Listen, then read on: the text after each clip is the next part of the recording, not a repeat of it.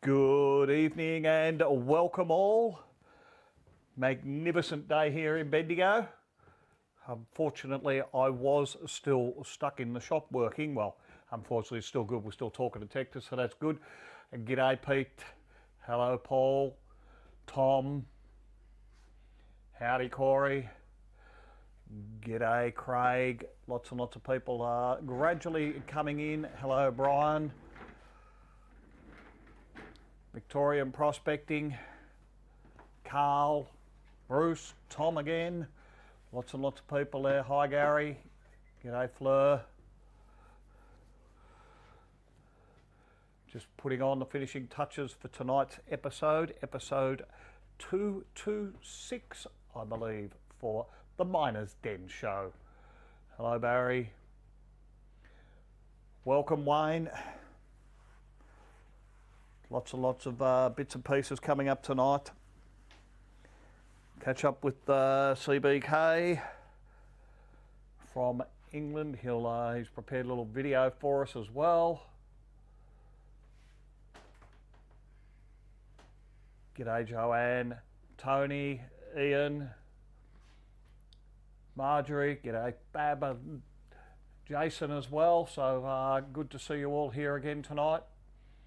Not too long until it's going to be, well, it's almost perfect weather today for being out in the field, so we hope it stays that way. It looks like we've got some great days over the next week here in Bendigo, and we'll certainly be getting out to try and have a bit of a swing. Hopefully we get a bit of time over the next few days. If not, we are probably over some of the bad weather, at least for the moment. Might still get a bit of rain and things, but we will certainly looking forward to the spring detecting season. Hey Froggy. G'day Mel. Dan the collecting man, welcome. Marianne, welcome also. Hello Cliff. Look, I think we're getting close to putting on the finishing touches here. We should be very shortly be ready to get underway with the Miners' Den show. Let's have a look here for a couple of other people there. Dragon Hunter, welcome. Hello Robert. And g'day Scott. And I think Peter and John, good to see you here guys. Nathan, Walter, all right, it's looking like it's nearly time for me to go silent now, and we will be back with you in a few moments with another episode of the Miners' Den show.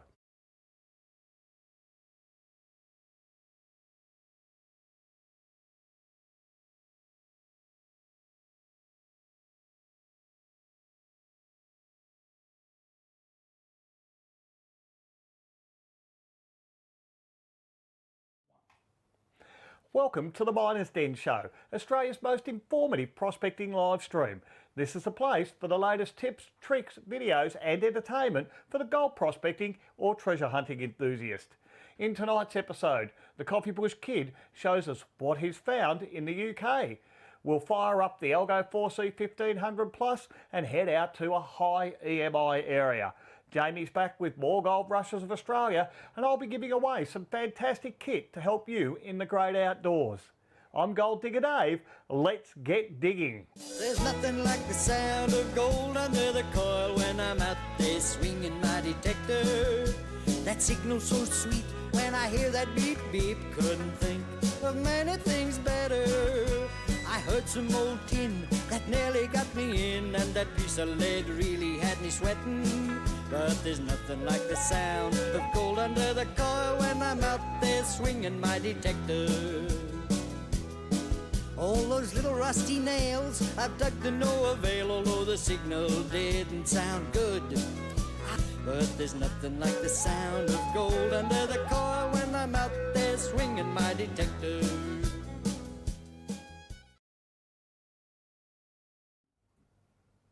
Well, things are starting to settle down at the dens with the Coffee Bush Kid now in the UK and Nugget Nathan fitting back into the store like he had never taken the winter off. Miners Den are getting organised with the first of our range of sluices. The modular river sluice is now ready to hit the shelves. Keep watching and I'll let you know a little more in this show or maybe the next one. I hoped the gold price would have continued on its upward trajectory, but unfortunately it has retreated from the increases last week or so, although I did see it started to come back up a little bit, currently now trading at $5,170 Australian per troy ounce, so that's just a bit under what it was in a bit under the band it's been trading in, between that 5,000, 5,200. It's been going sideways for quite a while, as we can see on the graph there. That's round about the $160 odd, $166 per gram, I believe. My maths was right. So that's a good sign for the gold price. Let's hope it starts moving upwards, or continues to move upwards. Let's take a look now at this week's Lucky Viewer giveaways. And it's another fantastic giveaway for the viewers of the Miners Den show, with some great Garrett gear up for grabs. This week we're giving away the Garrett Gold Trap Pan and a sniffer bottle to help sort out the gravels and a sifter to help sort out the gravels prior to panning. I'm also including a comprehensive Garrett Gold Panning booklet and a little sniffer bottle, as I said, to help retrieve the gold you discover. A must-have for those of you who are wanting to hit the creeks and rivers in search of fine alluvial gold. There's 2 of these sets of gear up for grabs tonight, and anyone who comments in the feed on either our Facebook or YouTube live streams, well, you're in with a chance to take that home. And good luck and happy prospecting and treasure hunting. Well, the Coffee Bush Kid and Viv are on their annual pilgrimage to the UK. Let's have a look at what they've found so far. G'day folks, I'm the Coffee Bush Kid and Viv and I are over in the UK. So we're going to do the little bit of section of what have we found. So we're staying at a nice little Airbnb place. It's on a farm. So of course I'm going to ask the owner, how much land have you got? Can I detect on it? And I was very fortunate and they said yes. So let's have a look at what I've detected. Well, the question you'll all be wanting to know is, did I find any buttons? Yes, I did. These are the Tomback style buttons that you find over here. So they're a quite nice button. You see there, yep, all points awarded for shankage. And these silver ones, they are shot. They should have been banned before they made them, because they give you a start when you dig them out of the ground. But the other one I got is this one, Doherty and Smith, 103 St Martin's Lane, London. Have a look at that for a livery button. Now, from what I can understand, sort of 1828 to 1856, this sort of run of button was made. Livery button, they tell me that with the crown and whatever else, they were a fairly high status family. So all your employees and so forth in the house would have had these buttons on their uniform. So it's a pretty cool little find. Very happy with those. Now, Thumper, all you who like your projectiles, have a look at that. Now, I don't know whether that split was put in right off the bat or whether something's just done that. If it was there, that was so that when it went through someone, it would split open and cause more damage. But that is one hell of a musket ball. Whether we're talking Civil War, I don't know. Still, a thumping good find. 2 other little interesting bits and pieces. That is a piece of bronze. Jury's out as to whether it's from a crotal bell. That's crotal. But yeah, it's a nice piece of bronze. It did give a very nice signal on the legend. And I'm using the LG24 over here. I think I'm just going to stick with that because it's just a nice one. Nice coil to use. This, I believe, is a farmer's wedding ring. Now, not all wedding rings are silver or gold. Back in the old days when they couldn't afford much, they were copper. So that's actually, since I found it on a farm, that's what I'm going to assume heavily it is. It is very thin, so I don't believe that will be a copper pipe offcut because the wall section's too thin. You still need a good wall section on a bit of pipe. So yeah, I think that was actually probably a farmer's or a farmer's wife's wedding band. Nice, cool little find. Did I find any coins? Ho, ho, ho, ho. Look at this one. Where are we? Queen Elizabeth. There she is. I thought to myself when I dug this up, don't tell me I found a bloody 1 cent piece. No! It's a halfpenny. There's your modern half pennies. In fact, probably, as I look at this, can we see a date? Can anyone with eyes see a date on that? No, can't see one. Anyway, one halfpenny. There we go. Now, did I find anything else? Now we start to come to the good stuff. First one I found. There we go. Look at that. Bloody brilliant. Who's the monarch, I hear you ask? There's the clue. That ridge in there. George III. But look at this. That would have to be the best George III halfpenny I think I've ever found. So 1807. But that is a cracking find. Really good condition. Was there anything else I found coinily? Yes, there was. I got this one.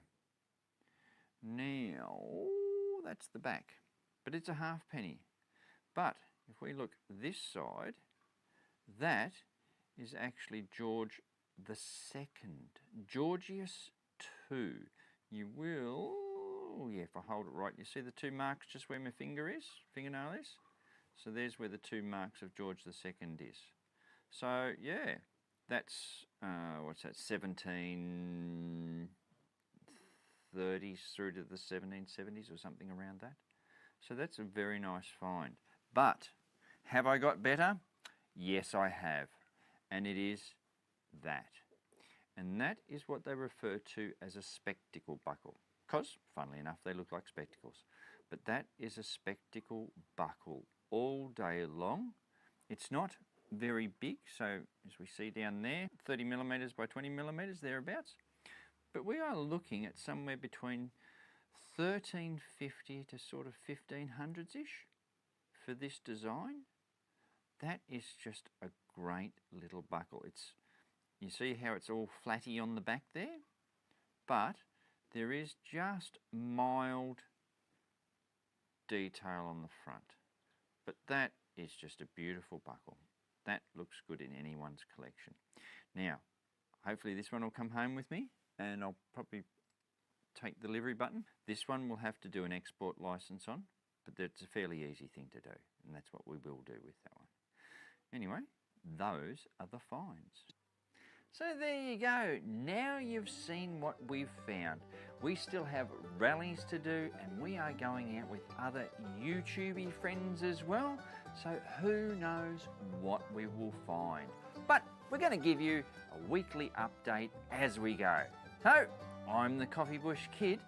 This is what I found, and you're watching The Miner's Den Show.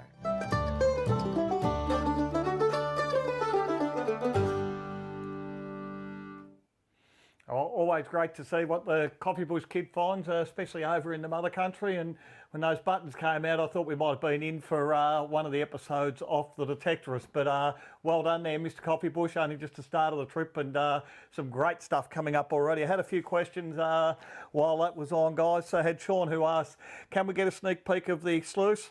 Well, no, look, unfortunately we can't. I did have a couple in earlier in the day, but unfortunately, after we checked them out, made sure they were all good, they walked out the door. They actually sold.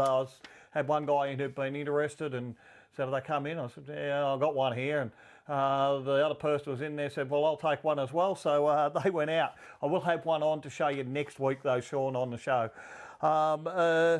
Peter's asking me, are you allowed to come home with the coffee bush, the bits and pieces he's finding, or is there some sort of declaration to go through first?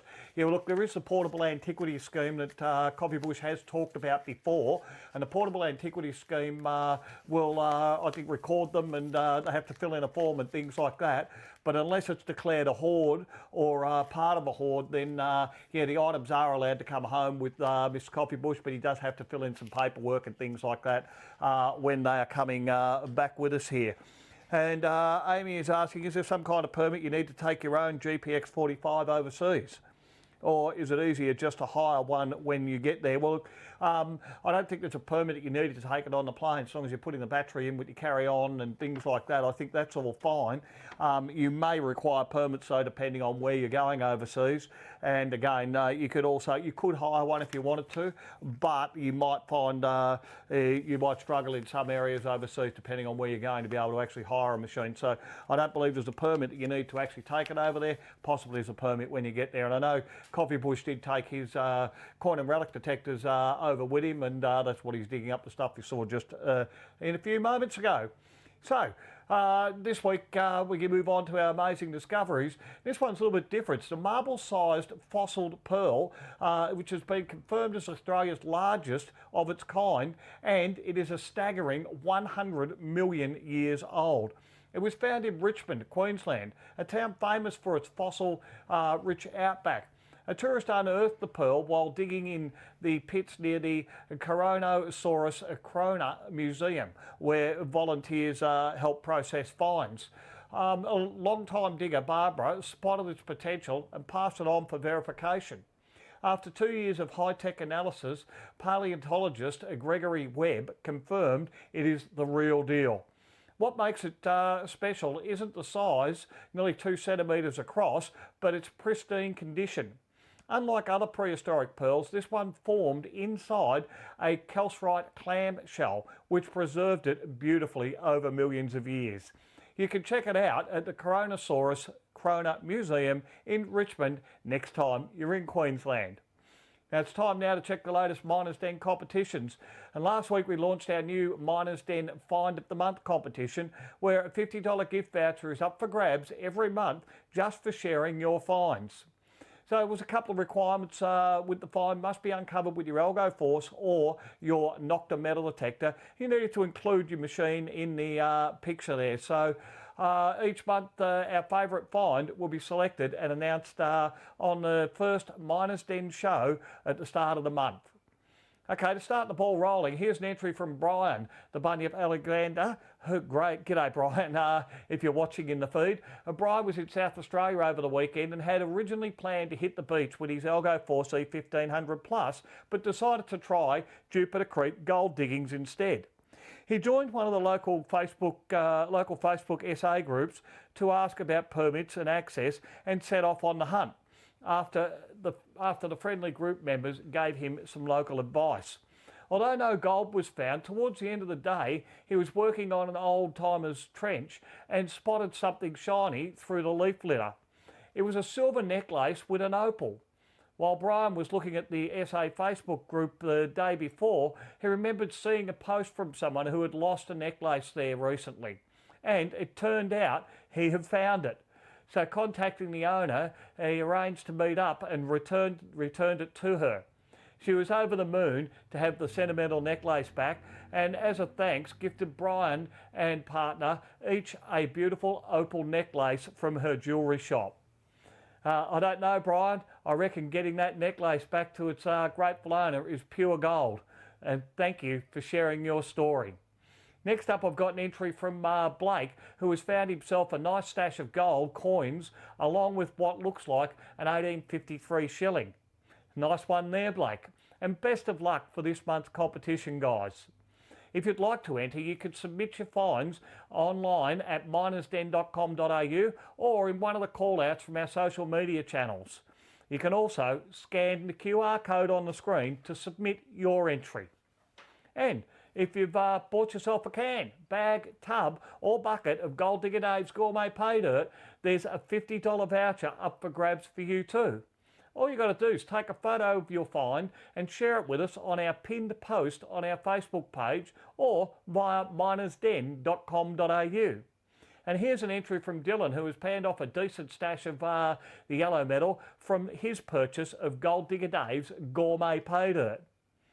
Next up, it's time to fire up the Algo Force E1500 Plus and try our luck in an area again with high electromagnetic interference. And this target had everything going for it, but was it yellow? Let's find out now.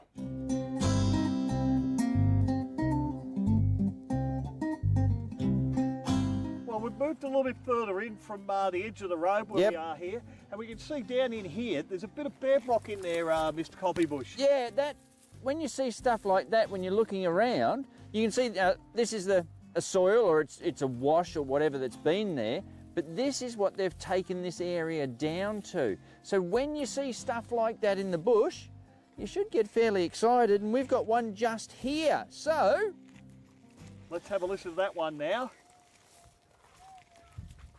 Oh, that's it. And you can hear that's a much fainter target there, a little bit starting to come out now. It's just not quite right there. Yep. Okay, we're going to scrape it away again. Yep. Just to have a listen. Right. Let's see what that one does, Dave. Sneak up on him again. Good. Still in the ground. Still in the ground there. Right. Okay, let's drop her into the pinpoint mode again. This brings up our numbers here. When I'm coming across, I'm looking at a target ID of 18. Yep. There, nice and solid. You can see your arrows there. Drop it out of pinpoint mode. Rightio. We'll just take the top off there. The pick gets too close to the coil here, and obviously we're getting that little bit of sound. Yep. Have So a go at that. hopefully the target's still in the ground. Oh, good. I'd like it to be down about the level of the Absolutely. It'd surface be great in if there. we were starting to get into some of that little shaly bedrock type stuff. Still nice looking clay we've just hit. Absolutely. Right, let's have a look at that. Have a listen again. It's been there. Yes! Oh, Dave, we could be riding a So I winner. reckon it's up in that top corner a little bit there. Yep, up in there a little bit. Let's keep going here. You get it into the clay quite often, guys. The old timers wouldn't actually put this clay into their puddling machines. Because it'd clog them up. Yep, that's right. Just all ball up like a... And okay, that signal's still in the ground there now. So hopefully we're starting to get back down to some of that layer that you were talking about, Mr. Copybush, with the slates and things that we saw, the bedrock there before. Yep. I'm excited that it's just down this far. Absolutely. And in fact, there's the start of it. Have we found a little pocket in here? Hopefully we have, Mr. Copybush. The clay would hide things. Let's come back over this again. Okay, we've actually removed it out this time, but it's still good. Sitting down near the bottom. I reckon it's somewhere just in the front there. Somewhere in. I'll just Lots take of one. clay in it. I'll take one little chunk there. Have another go. Right, that's Might be fine. that chunk, I reckon, Mr. Copybush. Yeah. You want that one? That could have a listen. No, not No. that time. Okay, we have a chunk, guys. All right. What you can all do is sit back in your chair, relax, take a breath like we're going to do, and now we can start. Gee, we love a Kinder Surprise. We do. You just never know what you can break out of these little eggs. Nothing Nothing in that one. I am excited about this one. All righty. Okay, that's still there. Nothing. All It's right. still going off. Oh, you bastard. Okay, we're seeing something here. Right in there. Okay, again, it's a brass 22 casing. It's stuck in the side there. Wasn't stuck in the side, Dave. It was in the middle of a Kinder Surprise. What's it doing? But unfortunately, no cigar on that one, Mr. Copybush. No. They're the kind of targets, guys, that we really do get excited about when we're out digging holes, well, just round the corner from Miners Den Bendigo. Yep, so I'm the Copybush Kid. And I'm Gold Digger Dave, and you're watching The Miners Den Show.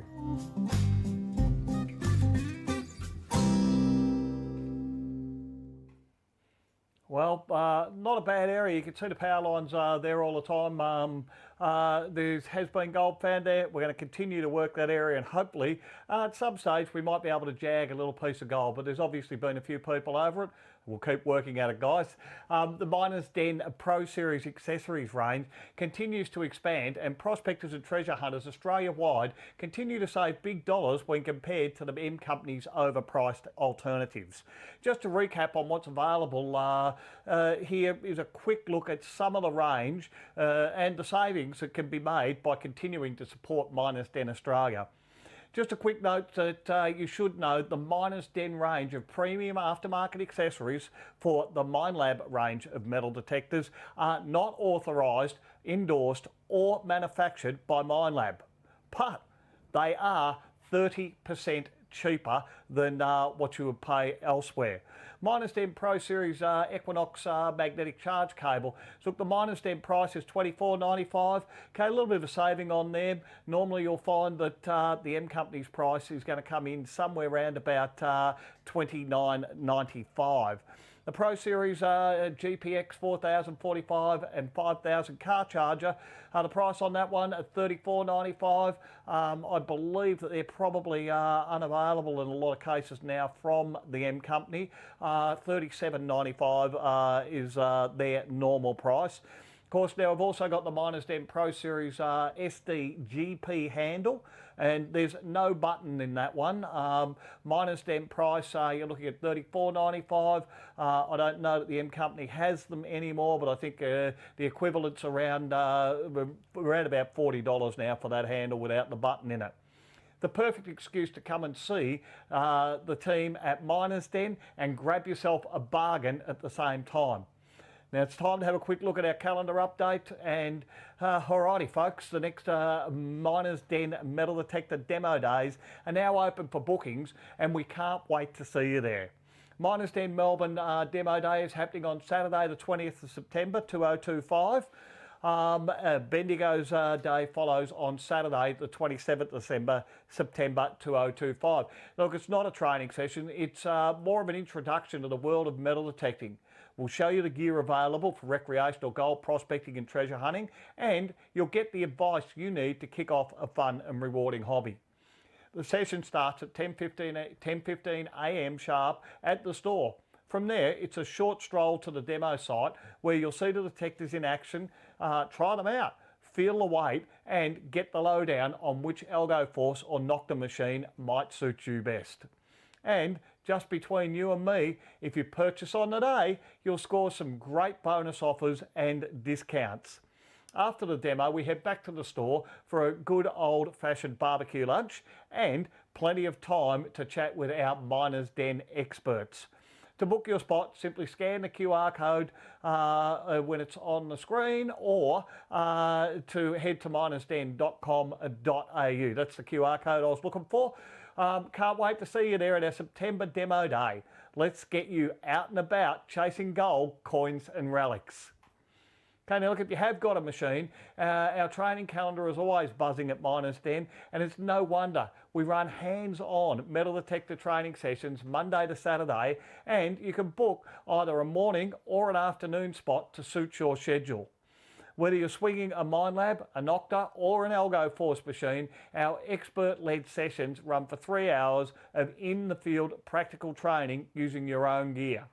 Your guide will walk you through all the ins and outs of your detector, share heaps of handy tips, and he'll show you exactly where to start your gold hunting journey, so you can get the most out of your equipment and hit the ground running.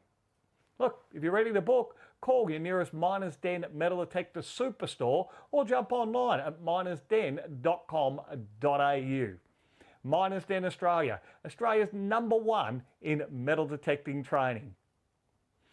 Okay, we come to have a look at our last video, and Jamie winds up the story of Henry Lawson and his connection to the goldfields. Let's check that one out now.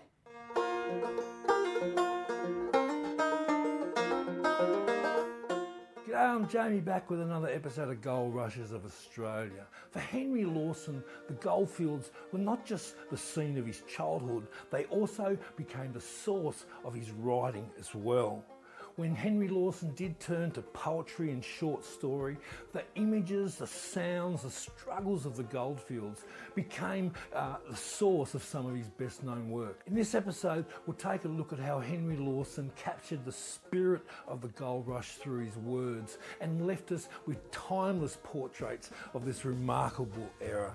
One of his most famous poems is The Roaring Days. In it, he explores both the excitement and chaos of the gold rush. The shining El Dorado beneath the southern skies was day and night forever before their eager eyes.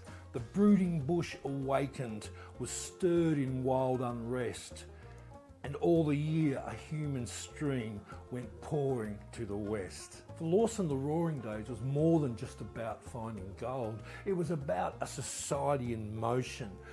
Ships flooding the ports, miners rushing inland, towns springing up overnight.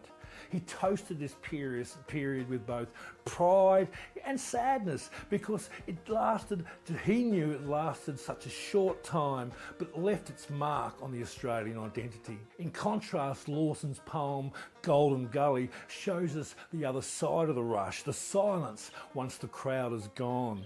For the diggers long have vanished, naught but broken shafts remain, and the bush by diggers banished fast reclaim its own again. In this poem, the excitement has drained away, the claims are abandoned and the shops are shut.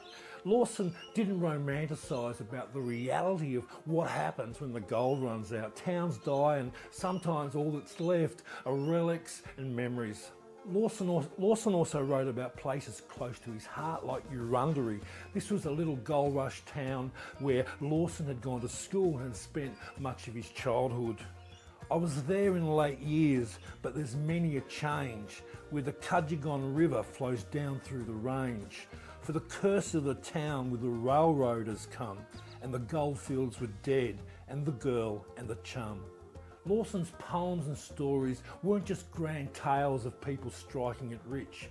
He wrote about ordinary people living in extraordinary times, and by doing so, he's left the stories of the gold rush very much alive and well in Australia's literature. There you have it. Let us fill our glasses and taste the days of gold. Have one for Henry Lawson while you're at it. I'll see you on next week's #1 prospecting live stream, The Miner's Den Show. I'll see you later.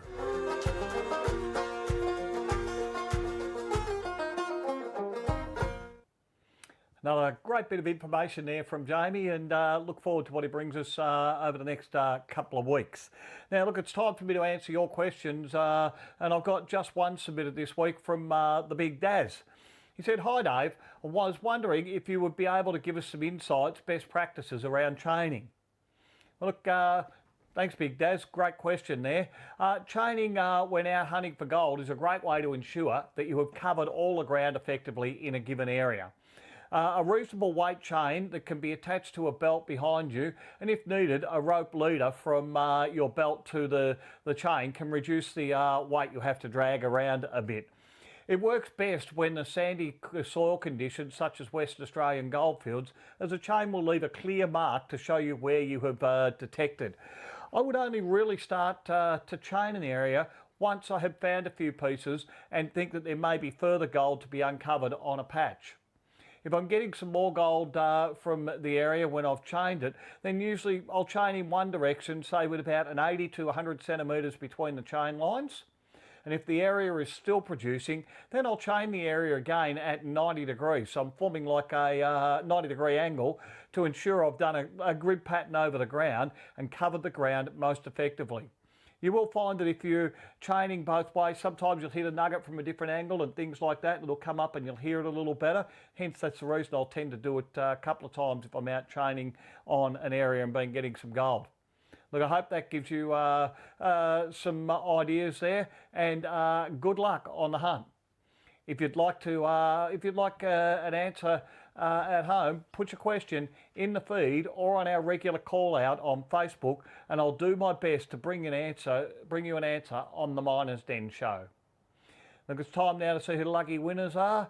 So it's all I've really got time for on tonight's episode of the Miners Den Show. A big thank you for tuning in on our YouTube and Facebook live streams. Let's find out now who the lucky winners are of our 2 Garrett gold panning bundles. So it's congratulations to Paul B on Facebook. Congratulations, Paul, you've scored one of those kits. And on YouTube, Flying Man, you've scored a couple of panning kits there. Of course, there's also the comprehensive Garrett gold panning guide and a snuffer bottle that's thrown in as well. If you can let Corey know your details in the feed, we'll get those out to you ASAP. Of course, if you're near one of the Miners Den Metal Detector superstores, then you're welcome to drop in and collect them as well. All right, that's all for another evening spent with you, our fantastic Miners Den community. Before I sign off, let's have a look at what's coming up on next week's episode 227 of the Miners Den Show. We'll see what the Coffee Bush Kid has found in the UK.